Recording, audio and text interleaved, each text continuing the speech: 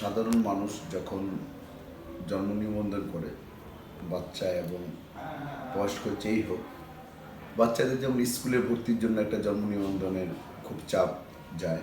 পরবর্তীতে আমাদের যে নিজস্ব সার্ভার, সাধারণ মানুষ যখন জন্ম নিবন্ধন করে, বাচ্চা এবং বয়স্ক যেই হোক, বাচ্চাদের যেমন স্কুলে ভর্তির জন্য একটা জন্ম নিবন্ধনের খুব চাপ যায়।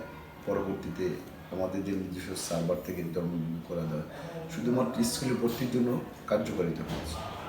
কিন্তু এটা ইন্টারন্যাশনালভাবে কোথাও এটা কাজ করতে পারছে না। বিশেষ করে কেউ পাসপোর্ট করতে যায়, সে পাসপোর্ট করতে যাওয়ার টাইমে তাকে বিভিন্নভাবে হয়রানির শিকার হতে হয়, সে পাসপোর্ট করতে পারে না।